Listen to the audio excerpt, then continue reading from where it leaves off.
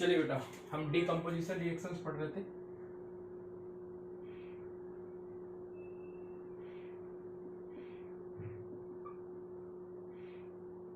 Reactions, decomposition reaction में क्या होता था, एक रिएक्टेंट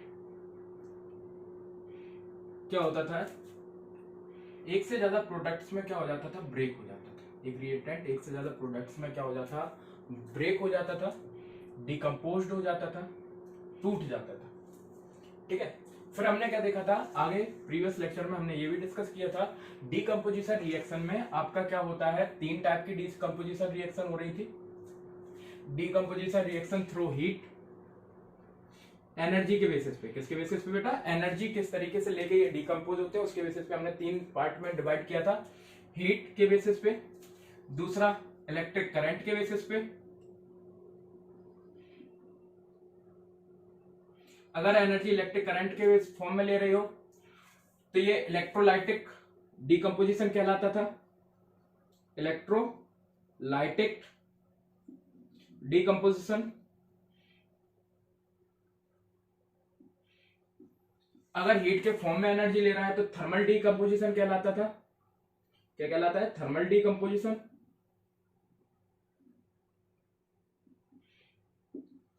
और अगर सनलाइट की प्रेजेंस में या सनलाइट के फॉर्म में एनर्जी ले रहा है, सनलाइट के फॉर्म में एनर्जी ले रहा है और डीकम्पोज हो रहा है रिएक्टेंट, तो वो कहलाता है आपका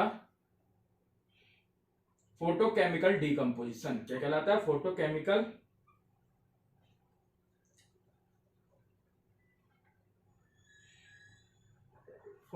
डीकम्पोजिशन, है ना। तो तीन प्रकार का डीकम्पोजिशन होता है, थर्मल डीकम्पोजिशन, इलेक्ट्रोलाइटिक डीकम्पोजिशन और फोटोकेमिकल डीकम्पोजिशन। कौन सा होता है बेटा, फोटोकेमिकल डीकम्पोजिशन, जिसमें हमने थर्मल डीकम्पोजिशन प्रीवियस लेक्चर में देख लिया था। अब हम इलेक्ट्रोलाइटिक डीकम्पोजिशन रिएक्शन को पढ़ रहे हैं, और कौन सा पढ़ रहा है बेटा, फोटोकेमिकल डीकम्पोजिशन रिएक्शंस को पढ़ रहा है।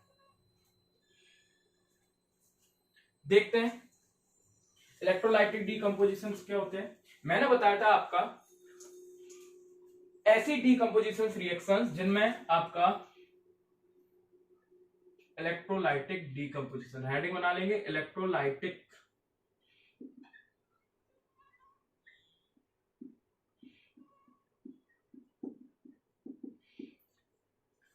ऐसी डीकम्पोजिशन रिएक्शंस जिनमें आपका रिएक्टेंट को जो एनर्जी दी जाती है जिसके कारण रिएक्टेंट प्रोडक्ट में ब्रेक होता है, वो एनर्जी किसके फॉर्म में दी जाए, आपका इलेक्ट्रिक करंट।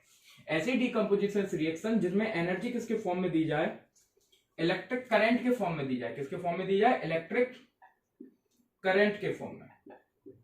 तब जाके रिएक्टेंट किसमें ब्रेक हो, आपका प्रोडक्ट में ब्रेक हो, तब वो डीकम्पोजिशन क्या कहलाएगा, इलेक्ट्रोलाइटिक डीकम्पोजिशन कहलाएगा। एग्जाम्पल के लिए मैंने लिया आपका वाटर,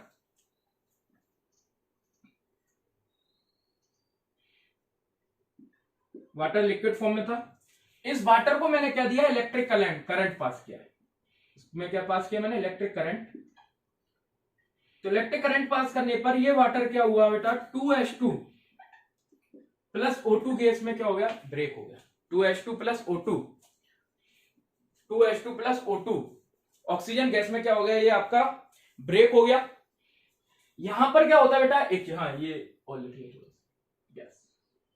याद रखिएगा बेटा, कुछ चीजें बेटा माइंड में याद रखिएगा, जब भी आप एग्जाम देंगे या आप टेस्ट देंगे तो टेस्ट देते समय, एग्जाम देते समय इक्वेशन में उनके क्या है, स्टेट जरूर लिखें। जैसे H2O लिक्विड स्टेट में है तो यहाँ L लिक्विड के लिए, H2O2 गैस होती है तो ये गैसियस स्टेट में है गैस। अगर कोई चीज सॉलिड स्टेट में हो तो वहां पर सॉलिड लिखा जाएगा। समझ में, इतना समझ में आता है आपको बेटा, है ना।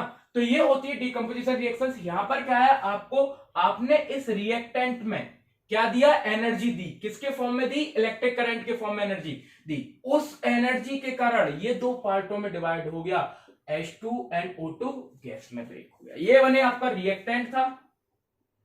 एक रिएक्टेंट दो या दो से अधिक प्रोडक्ट में जब कन्वर्ट होता है तो डीकम्पोजिशन रिएक्शन कहलाती है। तो भैया देखो, एक रिएक्टेंट से दो प्रोडक्ट बने और कम बने, किस फॉर्म में, एनर्जी, इलेक्ट्रिक करंट। तो ये किसका एग्जांपल होगा, इलेक्ट्रोलाइटिक डीकम्पोजिशन का। दूसरा एग्जांपल इलेक्ट्रोलाइटिक डिकम्पोजिशन का आप देखिए,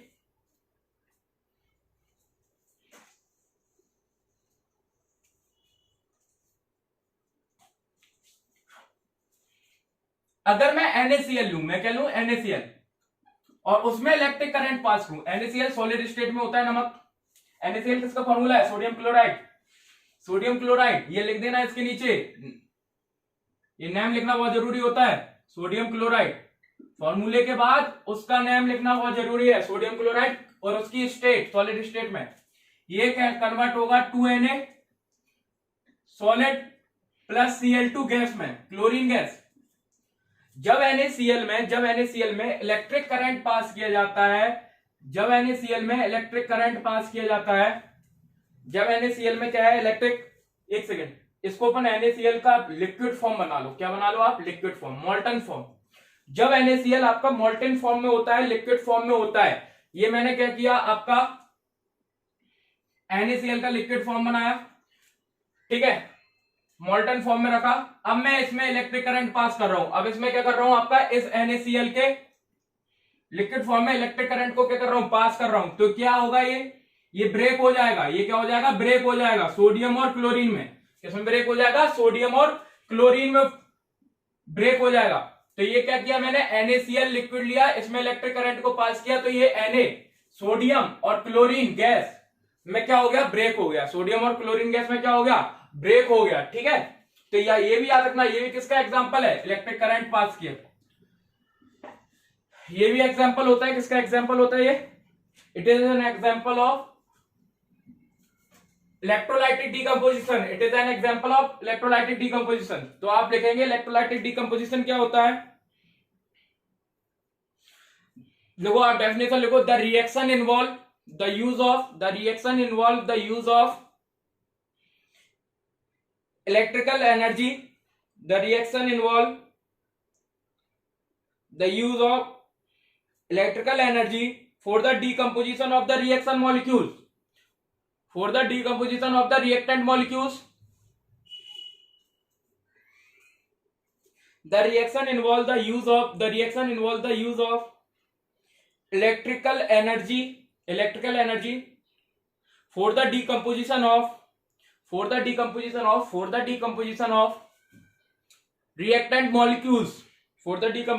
reactant molecules, फिर क्या करोगे आप एग्जाम्पल लिखोगे, फिर क्या लिखोगे आप एग्जाम्पल, लिखना कैसे होता है, ये डेफिनेशन लिखने के बाद एग्जाम्पल लिखोगे आप, एग्जाम्पल कैसे लिखोगे आप, डायरेक्ट ही इक्वेशन नहीं लिखोगे, ये डायरेक्ट इक्वेशन नहीं लिखोगे, आप क्या लिखोगे,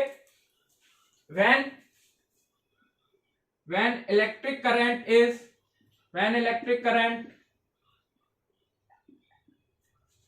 is passed through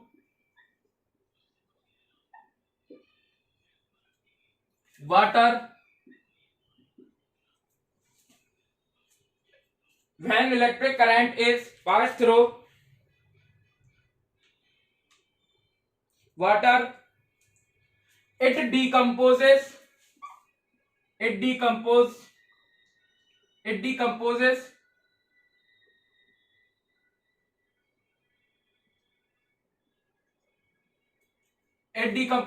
and gives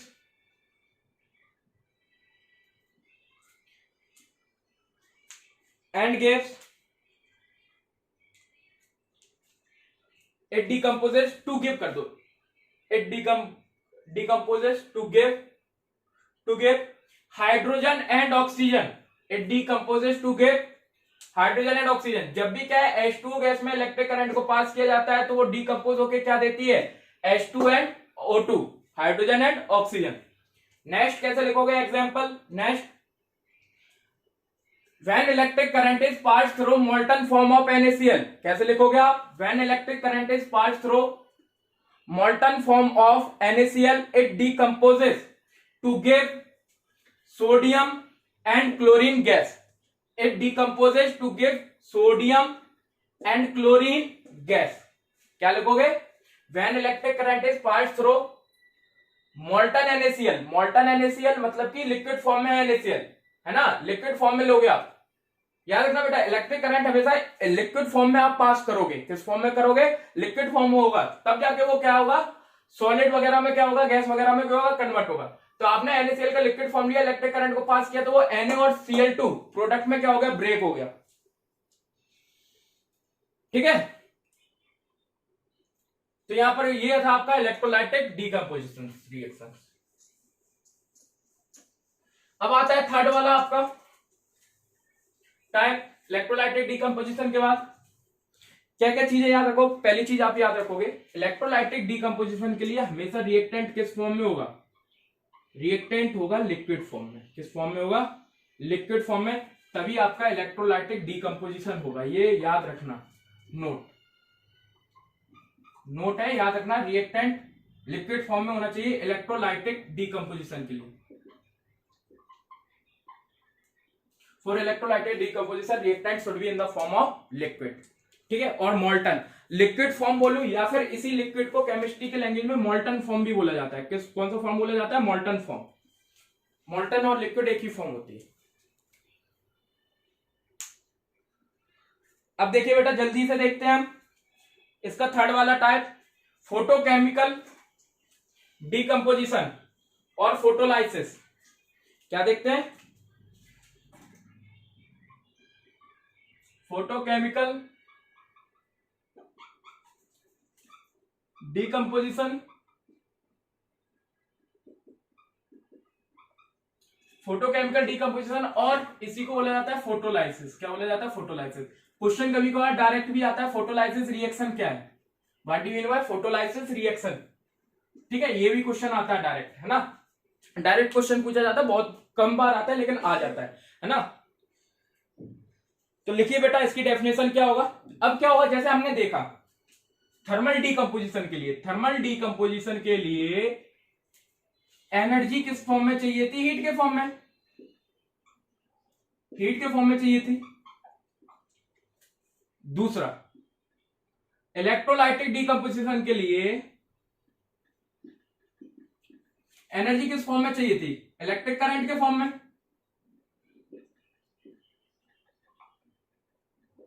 इसी तरीके से फोटोलाइसिस के लिए या फोटोकेमिकल डीकंपोजिशन के लिए एनर्जी किसके फॉर्म में चाहिए होती है, सनलाइट के। अगर सनलाइट के फॉर्म में आप रिएक्टेंट को एनर्जी दोगे तो वो रिएक्टेंट प्रोडक्ट में क्या हो जाएगा, ब्रेक हो जाएगा।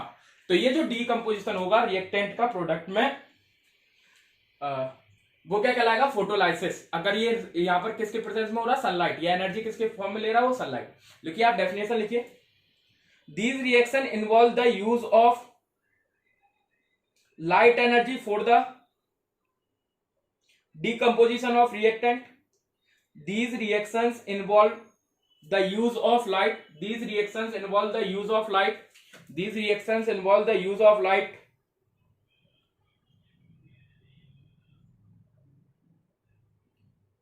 these reactions involve the use of light energy for the purpose of decomposition, for the purpose of decomposition। Example हो जाएगा आपका for the purpose of decomposition. Example देखो, example number 1,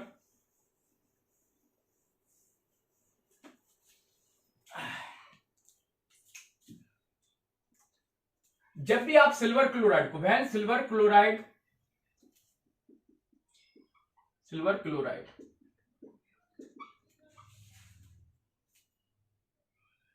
exposed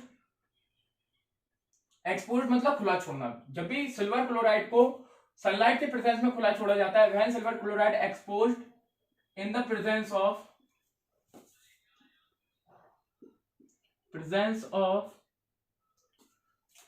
sunlight, it gives in the presence of sunlight it decomposes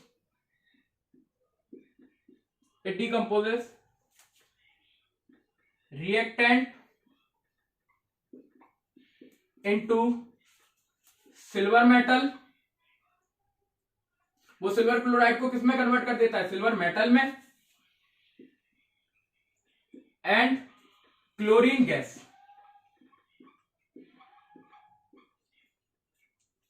ठीक है, जब भी आप silver chloride का फॉर्मूला क्या होता है बेटा, AgCl।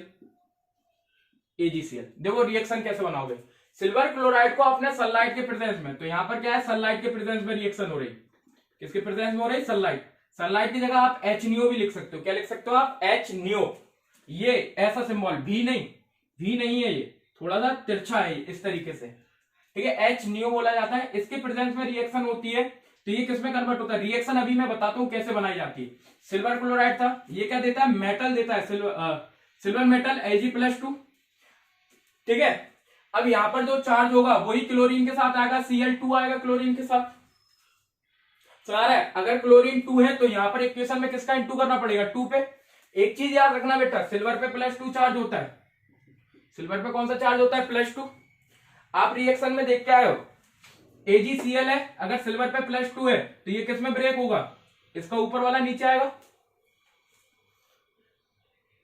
क्लियर है। ये यहां नीचे आया आपका, तो ये Ag+2 प्लस Cl2 में कन्वर्ट होगा, या मैं ऐसे सिंपल लैंग्वेज में बोल दूं 2Ag। हमेशा दूसरी तरीके से समझने का मैं बात बताऊं तो क्लोरीन कभी भी अकेला नहीं आता है, क्लोरीन हमेशा Cl2 के फॉर्म में आता है, क्लोरीन कभी भी अकेला नहीं लिखा जाता है, क्लोरीन हमेशा किसके फॉर्म में लिखा जाता है, Cl2। तो यहां से समझ में आया AgCl था सिल्वर क्लोराइड, मैंने यहां Ag लिखा, it gives silver and chlorine gas, chlorine gas gas के फॉर्म में है, मतलब Cl2। हमेशा याद रखना बेटा, किसके फॉर्म में आएगा, ये कंपाउंड के फॉर्म में आएगा, ठीक है, मॉलिक्यूल के फॉर्म में आएगा, कभी भी एटम के फॉर्म में नहीं लिखा जाता। जैसे मैंने बोला था ऑक्सीजन, वो अकेला होता ही नहीं है, O2 गैस होता है, N2 गैस होता है, N अकेला होता है क्या, ऐसे Cl2 गैस होता है, Br2 गैस होता है, bromine gas, chlorine gas, fluorine gas, iodine gas, समझ आ रहा है, I2, ये सब फॉर्म में आता है। अगर यहाँ 2 है तो सीधी सी बात है, यहाँ पर क्या हुआ, तो 2 का इंटू हुआ होगा, तभी तो ये बना होगा, तो यहाँ पे भी 2 का इंटू हुआ होगा। समझो, रटना नहीं है, समझना है आपको, रटना नहीं है, समझ आ रहा है कि नहीं, ठीक है, इस तरीके से समझ लो आप। अब ये सिल्वर क्या है, मेटल है, तो सीधी सी बात है सॉलिड स्टेट में होगी, क्लोरीन गैस है तो gases state, AgCl silver chloride solid होता है, ठीक है।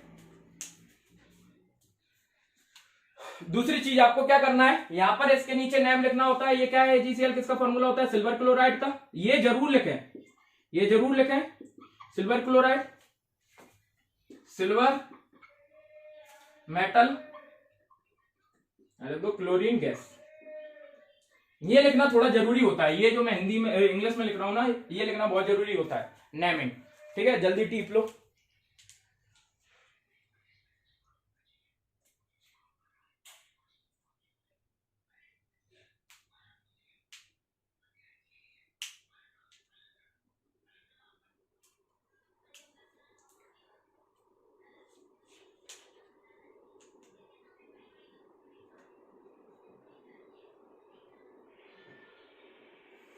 अब दूसरी चीज एक नोट डाल के लिखना, इस टाइप की रिएक्शन, यहां पर मैं जिस तरीके से मैंने AgCl से रिएक्शन करवाई है, सेम टू सेम किससे करवा सकते थे, AgBr से रिएक्ट करवा सकते थे, किससे रिएक्ट करवा सकते थे, AgBr से।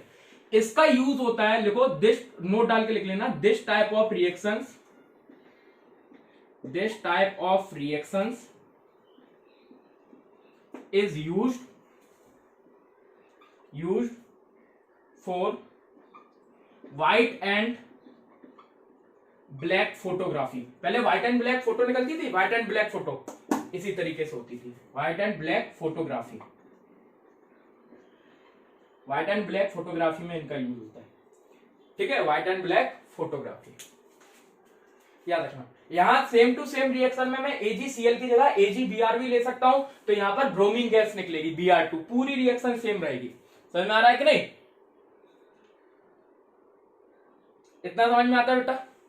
अब एक थोड़ा सा और मैं बता दूं, ये Ag होता है सिल्वर, तो होता है सिल्वर, और जो फ्लोरीन, क्लोरीन, ब्रोमीन, आयोडीन होता है, आप आगे पढ़ोगे 5th लेक्चर में, 5th chapter number 5 periodic table में पढ़ोगे, इन फ्लोरीन, क्लोरीन, ब्रोमीन, आयोडीन, इनको बोला जाता है हैलाइड। क्या बोला जाता है, हैलाइड। तो ये कहलाता है बेटा सिल्वर हैलाइड, ये क्या कहलाते हैं, सिल्वर हैलाइड। सिल्वर हैलाइड क्या हो जाएंगे, AgCl, AgBr, समझ में आ रहा है कि नहीं, ये सब क्या हो जाएंगे, सिल्वर हैलाइड हो जाएंगे, क्या हो जाएंगे, सिल्वर हैलाइड, क्लोरीन पे नेगेटिव, पॉजिटिव, ठीक है। तो आप, सॉरी इसे मिटा दो, ये पॉजिटिव नेगेटिव मत लगाना, सिल्वर हैलाइड या सिल्वर ब्रोमाइड, हेलोजन ग्रुप जोड़ दिया। तो क्वेश्चन ये भी लिख के आ सकता है, क्वेश्चन क्या लिख के आ सकता है, silver halide reaction in the presence of sunlight is used for black and white photography. किसके लिए यूज होते हैं, ब्लैक एंड व्हाइट फोटोग्राफी। ठीक है बेटा, तो यहां से आपका डीकंपोजिशन रिएक्शंस क्या हो गई, कंप्लीट हो गई। अब हम देखेंगे, क्या देखेंगे हम, अब हम देखते हैं एक्सोथर्मिक एंड एंडोथर्मिक रिएक्शंस। ठीक है,